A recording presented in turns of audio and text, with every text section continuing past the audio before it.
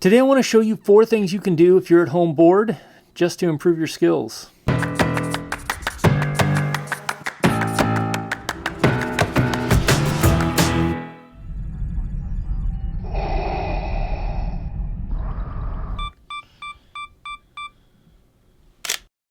Hey solo creators, hope you're doing well. Today I wanted to talk to you about things you can do to really get the most out of your time when most of us are home alone, not able to... What are you doing?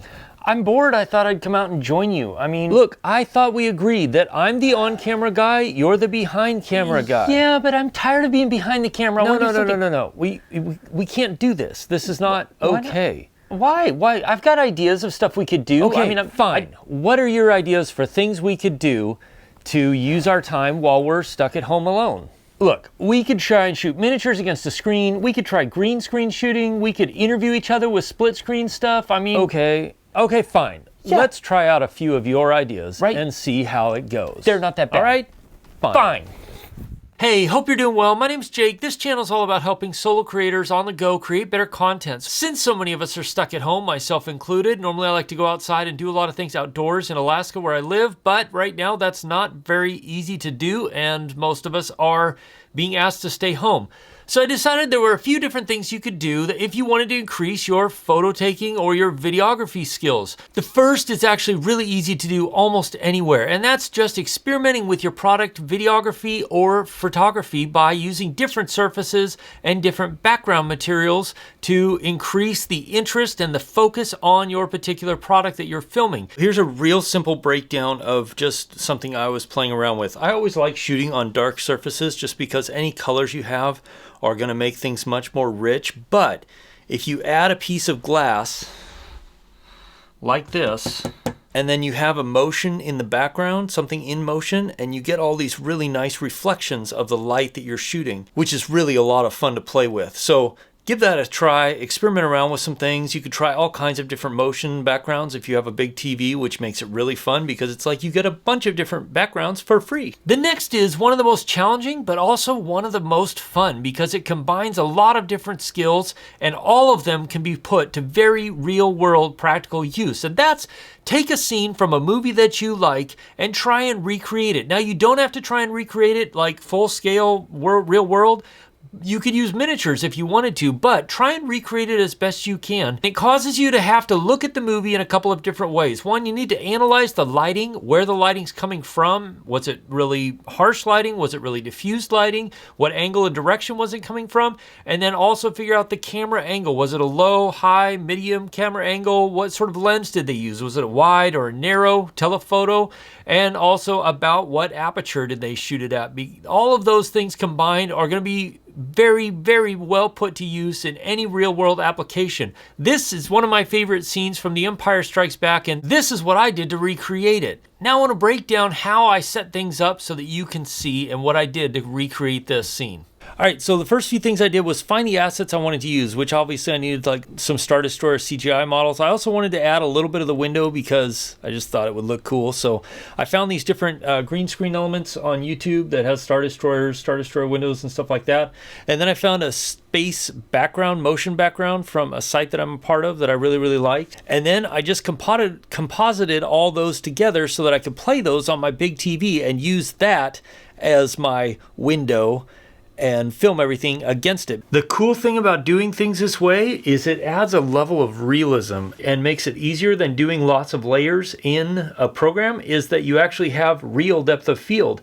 You don't have to fake it with what's on the TV screen by adding something to it in post, but it adds a lot of realism. Plus, the really cool thing is that when the ship goes into hyperspace, you'll see the reflections on the helmet, which makes it just feel totally real. Also, the reason I've set it up this way and I'm doing it this way is I'm working all by myself. This is a manual lens, so I have to set the focus properly here. And then of course I want to get the framing right and everything set up so that the helmet blocks the stuff I don't want to see and shows the stuff that I do want to see in the end take.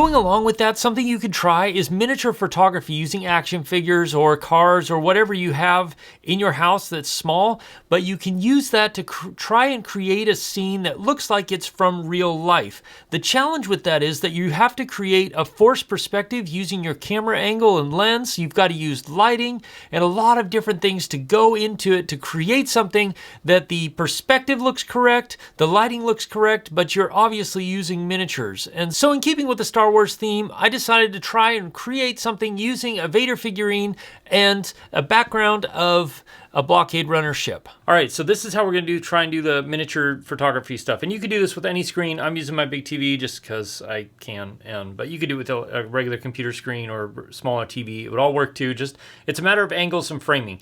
So what I've done is set up the TV is mirroring off my phone with this photo, and then I've got the miniature sitting here on a tripod, and then I've got my camera angle matched up to sort of get the right angle that I want.